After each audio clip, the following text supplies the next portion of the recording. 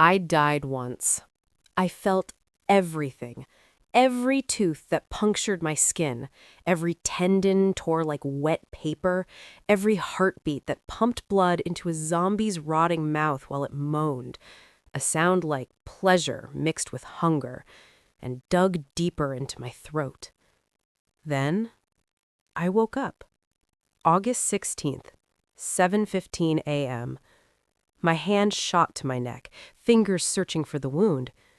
Nothing. Just smooth skin and a racing pulse that shouldn't exist. Beside me, Joseph sat bolt upright, gasping like he'd been underwater. His hands explored his own body, chest, arms, stomach, searching for bite marks that weren't there. Our eyes met. "The school," I whispered. "The infected! Your father!" "They tore his throat out." His face went white. "I watched. But I'm here. You're here. How?" Through the window, I could see our neighbor's car backing out, morning joggers passing. The world continues like it hadn't ended. 13 days from now. "We died on August 29th, I said slowly, "and we woke up on August 16th. Joseph's hand found mine, palm slick with sweat. "Then we have 13 days. My phone buzzed. Kelly's name lit up the screen. "I can't stop seeing their names. Can you come over?" In the first timeline, I'd gone to her, said yes when she was asked to come with us to the villa, said yes when it got us all killed. I turned the phone face down without responding. "We need to tell our parents," Joseph said. "Get them somewhere safe." "They won't believe us." "Your father will believe you." Joseph's thumb traced circles on my palm, a nervous habit. "You'll find a way to convince them." I thought about what I'd heard in the first timeline, Mom praying in Latin as teeth tore through her throat, words I'd never heard her speak before, words Grandma Rosa had taught her.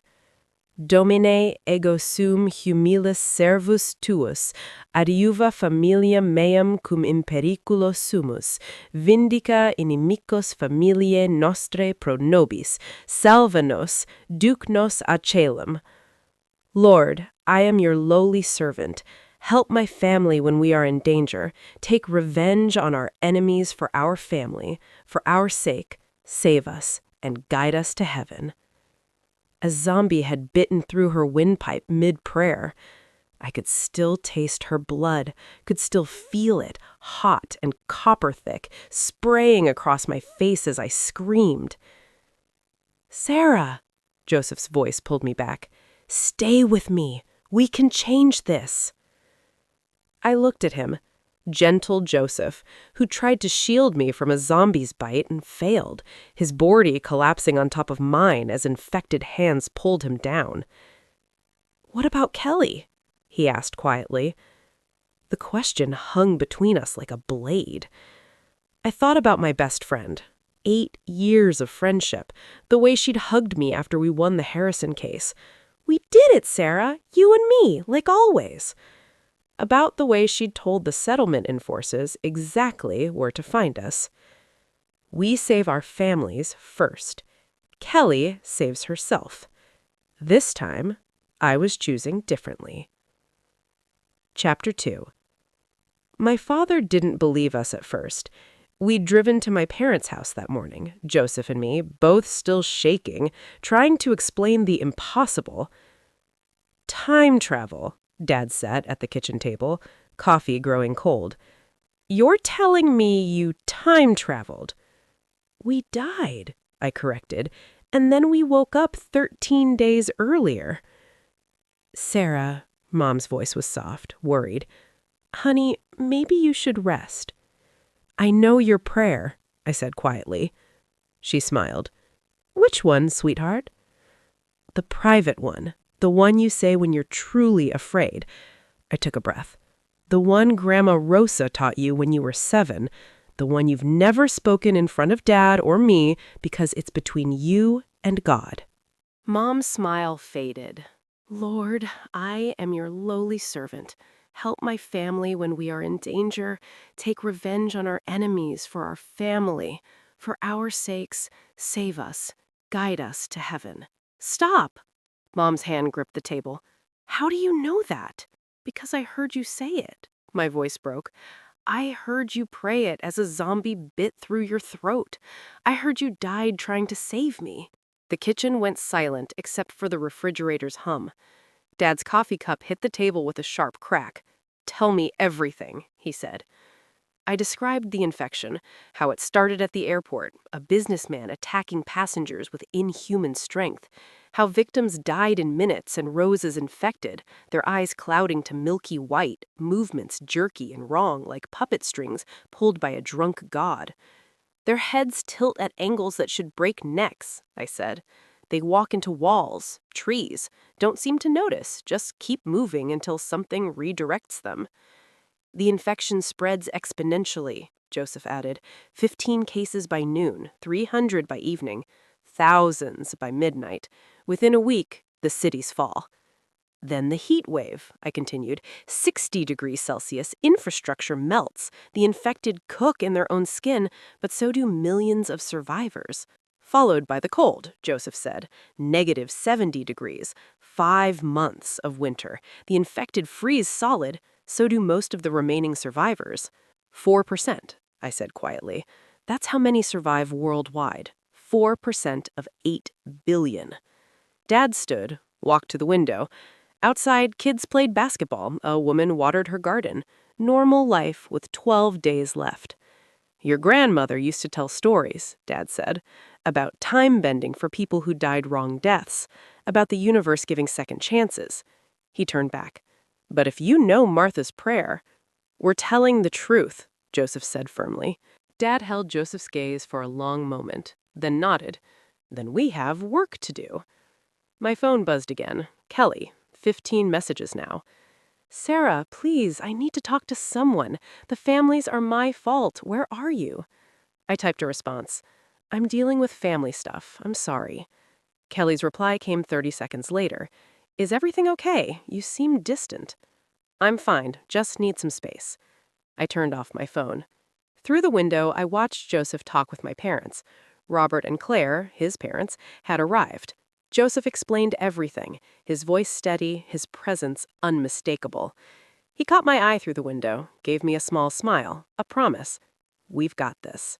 Kelly would go to Evergreen Farm, would organize survivors, make enemies, would die fighting, alone, without me. And I would be 90 kilometers away, safe, choosing survival over loyalty. I made the right choice, I told myself, even if it hurts. Chapter 3. We found it on day 2, 90 kilometers north, hidden in a valley, a prepper's fortress, 4 floors, 2 underground, reinforced steel doors, solar panels, water filtration, supplies for years. The previous owner, Gerald Chen, had died of a heart attack 6 months earlier. His family wanted it gone. It's perfect, Robert said, testing the walls. Solid construction, good sight lines. There's a greenhouse, Claire called, and chicken coops, goat pens. Someone planned to be self-sufficient. We paid cash, $175,000, wiping out our savings. We move in tomorrow, no delays, Dad said. Days 3 through 13 blurred together in controlled chaos. Joseph and Dad reinforced the perimeter, added cameras, built escape routes, tested systems. Mom and Claire organized supplies with military efficiency. Color-coded, cataloged, rationed. We have enough for 2 years, Claire announced on day 8, 3 if we supplement with livestock. On day 10, we ran drills, simulated infection breaches, timed how fast we could seal the compound. 4 minutes, 32 seconds. Not good enough, Dad said. We drilled again and again. By day 12, we could seal everything in under 2 minutes. One more day, Mom said that night. Tomorrow, the world would end, and we would survive it. Inside our villa, we survived. The pond never dried, solar panels charged, animals stayed cool in insulated shelters. We fell into routines. Feed the animals, collect eggs, maintain systems. Mom found art supplies, gave them to me. You used to paint. I'd forgotten. Now I painted. The goats, the villa, the sunset. Joseph would sit beside me while I worked, reading. Sometimes he'd bring chamomile tea. "You're in my light," I'd tease. He'd shift slightly, never leave. One evening, Dad taught us poker. We bet with dried beans. "It's the apocalypse and you're cheating," Mom said when Dad won suspiciously. We laughed. Actually laughed. Joseph's hand found mine under the table, squeezed gently. But at night, I dreamed of Kelly. Dreamed of enforcers dragging her outside the walls. Dreamed of her calling my name as they threw her to the infected. I'd wake up tasting copper. "It's just a dream," Joseph would say, pulling me close. But somewhere, 90 kilometers away, Kelly was living my nightmare. September 28th. The temperature dropped violently. 20 degrees in an hour, 30, 40. "The cold wave," I said. Snow fell on September 30th. The temperature kept dropping. -10 degrees Celsius, -20, -40, -70. Through cameras, we watched the infected slowly stop, freeze mid-step, bodies preserved in twisted poses. The cold should have felt like victory, but radio broadcasts told a different story. Cities freezing, people are dying of hypothermia, civilization's remnants are collapsing. "How long?" Claire asked. 5 months, I said. We settled into winter routines. Joseph taught me chess. I was terrible, too aggressive, he said. Outside, the wind howled. Inside, we were warm, safe, alive. And somewhere, Kelly was probably dead. Chapter 6. March 15th. The temperature climbed above freezing. We gathered around monitors watching snow melt, watching frozen infected collapse, bodies breaking like rotten ice. "It's over," Claire whispered. But 3 days later, the alarms screamed. I was feeding the goats when the sound hit, sharp, electronic, wrong. Joseph appeared instantly, crossbow in hand. "Perimeter breach, east fence." Through the camera monitors, we watched them emerge from the tree line. Infected, but different. These moved with purpose, with coordination. Their eyes weren't milky white, they were clearer, more aware. "They survived the freeze," Robert said, staring at the screens. "But they've changed." The lead infected stopped at our fence, 30 meters away. It studied our fence, actually studied it, looked left, then right, scanning for weaknesses. Then it turned to the others behind it and made a sound. Not a moan, a clicking, deliberate, like communication. The others responded, same clicking, different patterns. "They're talking," Mom whispered. The lead infected reached out slowly and touched the electrified wire. It jerked back, but not in pain or surprise, in understanding. It looked at its hand, looked at the fence, then stepped back and clicked on the others. They spread out in a coordinated pattern, not attacking, not mindlessly pressing forward, searching for another way in. "How many?" Dad asked.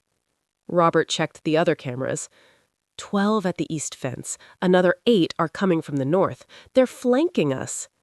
Flanking. Strategy. Intelligence. This was worse than the first outbreak. "The pathogen mutated during the freeze," said Joseph quietly. "It adapted." The infected circled our compound for 6 hours, testing fences, probing defenses, looking for weaknesses with methodical patience. But they didn't find any. At sunset, the lead infected made one final clicking sound, and then they left. Just walked away. "They'll be back," Dad said quietly. "Now they know we're here." He was right. Chapter 7. The radio crackled on April 3rd. "Seeking survivors. Military checkpoint established. Repeat, seeking survivors. We listened for days.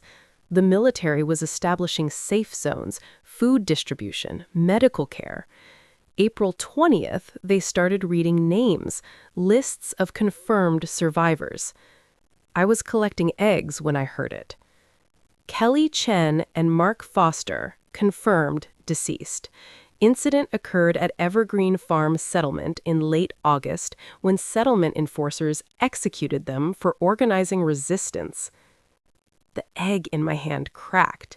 Yolk ran through my fingers, warm and yellow.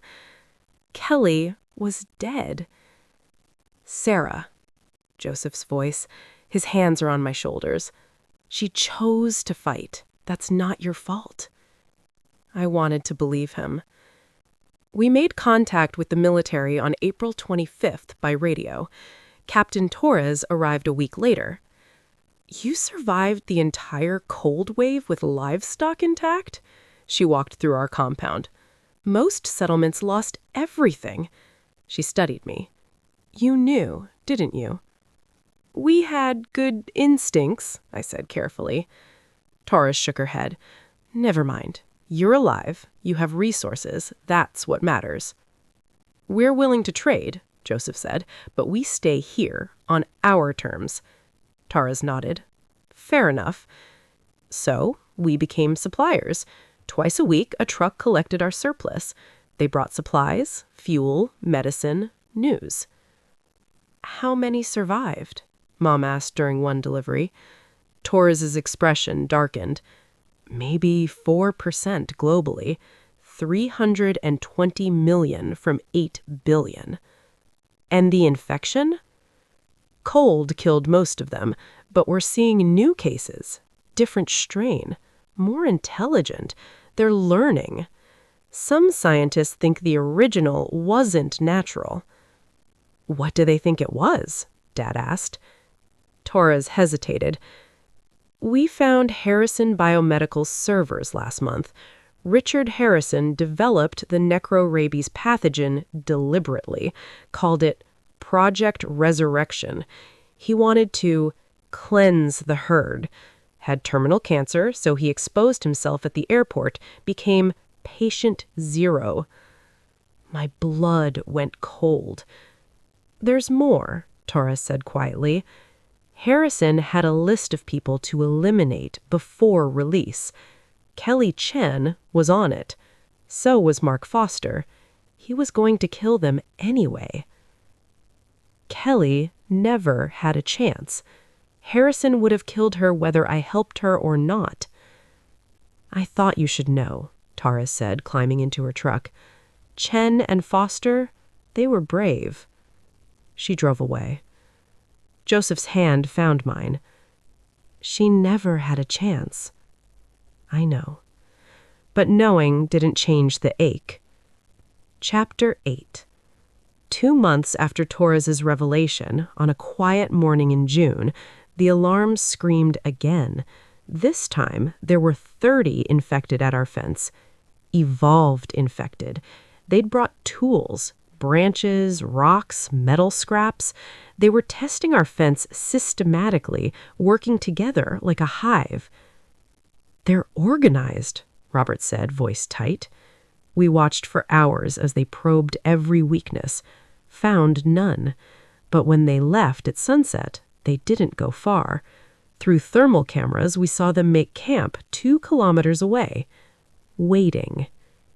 They're not giving up, Dad said. They're planning. That night, Joseph and I stood on the roof, looking out into the forest where 30 infected waited in the dark. The apocalypse isn't over, I said quietly. No, Joseph agreed, but we're still here, still fighting, still alive. He pulled me close, his warmth against the cold night air. In the distance, I heard clicking.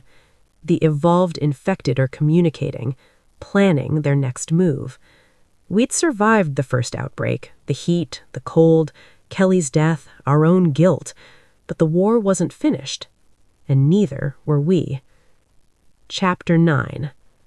6 weeks after the evolved infected established their camp, after reinforcing every defense and installing new early warning systems, Joseph found me in the garden at sunset.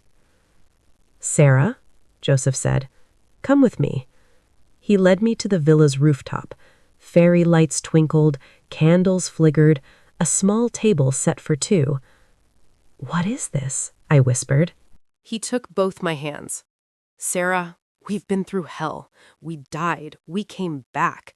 We built this life with our own hands." He pulled a small box from his pocket.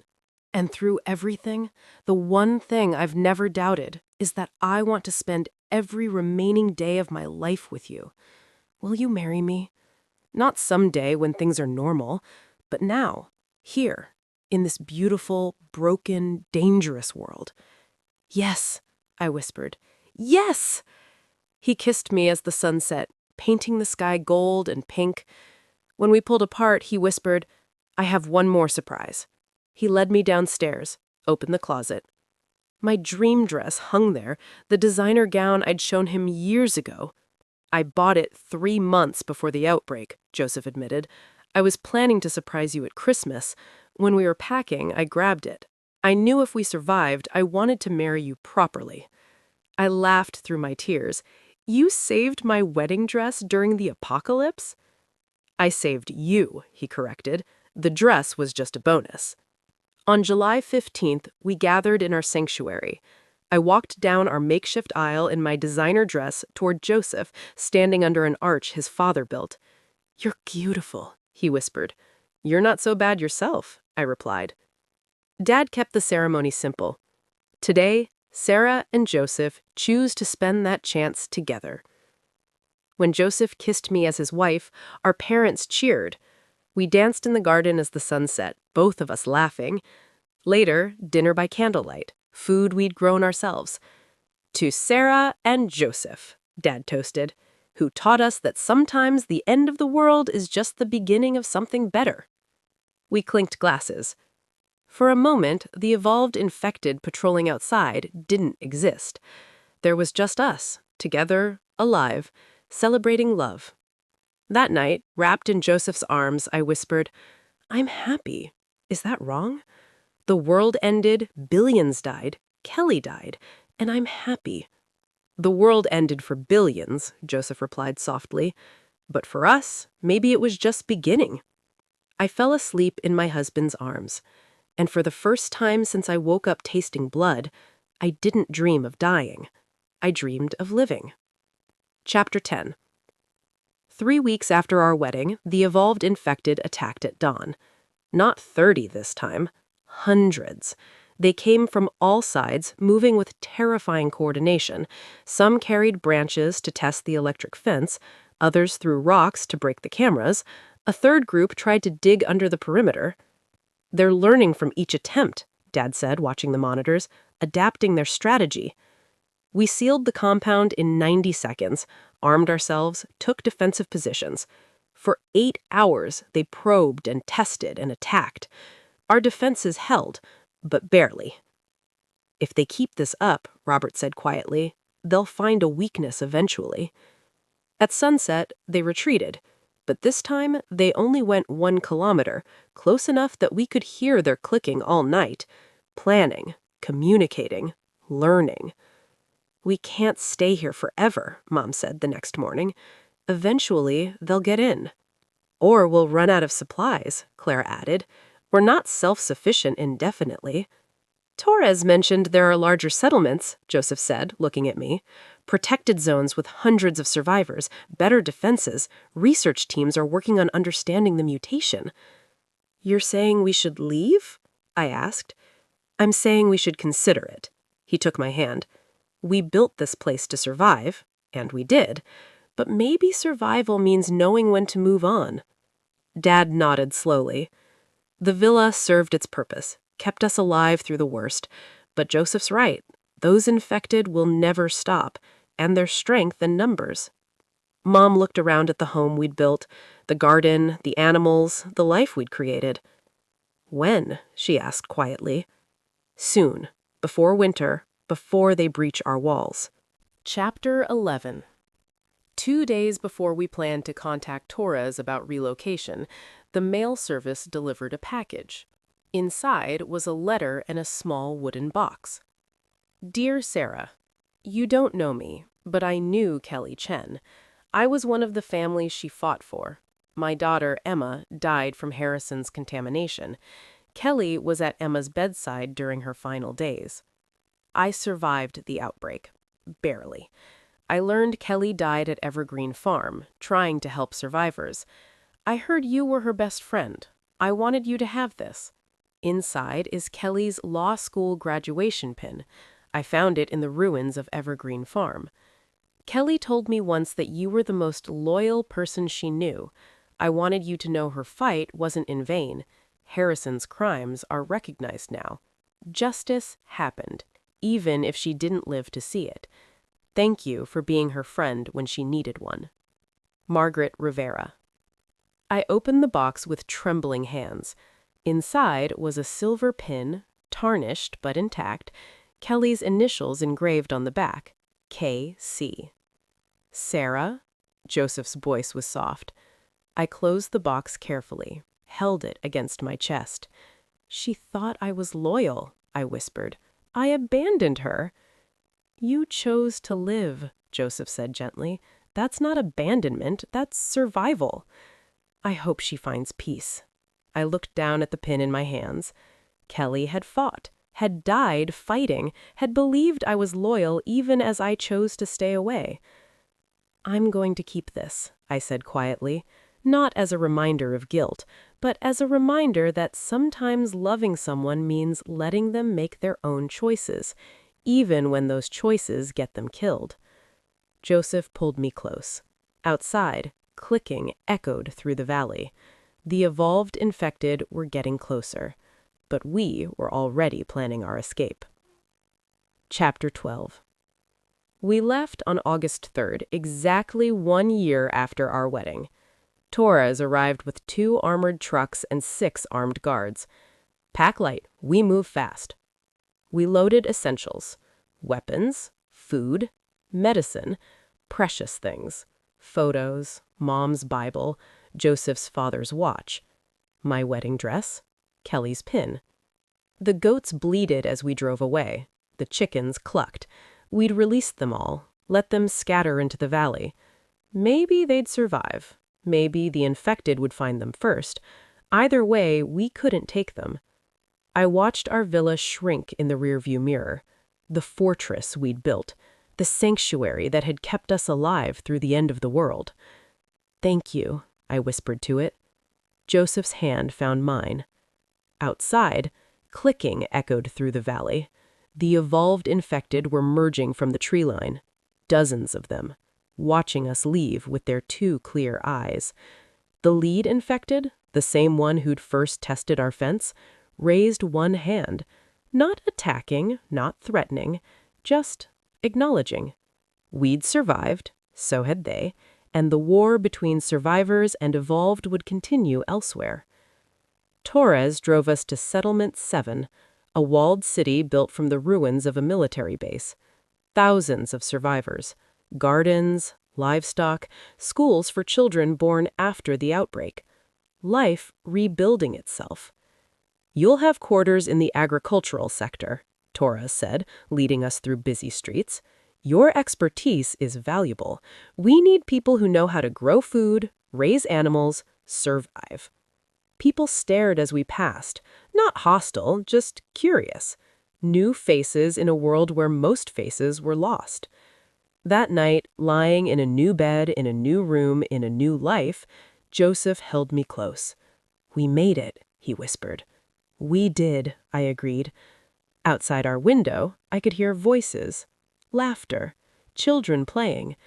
Humanity hadn't ended. It had just changed.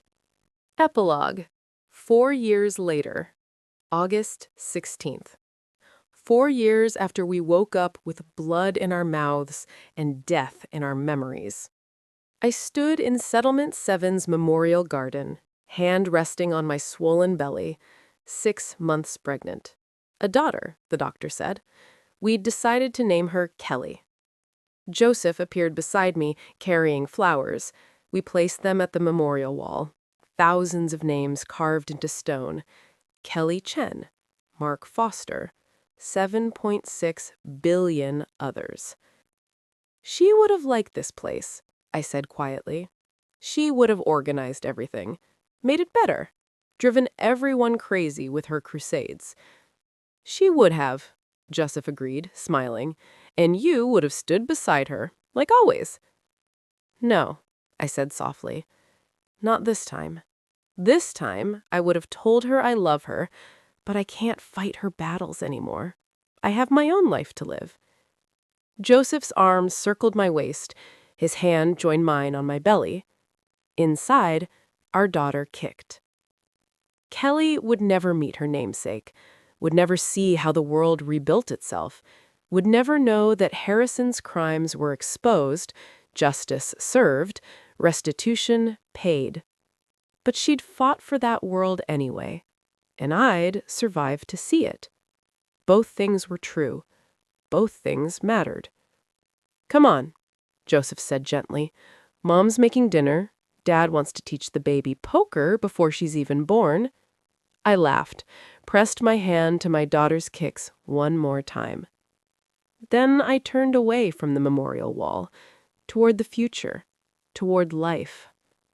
The world had ended. Billions had died. My best friend had died. And I had chosen to live. That was my story. The story of how I let Kelly die so the rest of us could live. And 4 years later, holding my husband's hand, feeling my daughter kick inside me, standing in a world that had learned to keep going, I finally believed I'd made the right choice. The end. Thank you for watching the story so far. If you enjoyed Sara and Joseph's story of survival, impossible choices, and second chances, please consider like the story if it moved you, share it with friends who love post-apocalyptic fiction, subscribe for more stories exploring the depths of human resilience and moral complexity. Leave a comment below. What would you do in Sara's position? Would you have made the same choice she did, saving your family over your best friend? Or would you have tried something different? Would you have gone to Evergreen Farm with Kelly or stayed at the villa? I read every single comment and love hearing your thoughts on the impossible decisions these characters faced. There are no easy answers in the apocalypse, and I'm curious what you would choose. It would help motivate my work. Thanks again for reading, and I'll see you in the next story. Your author.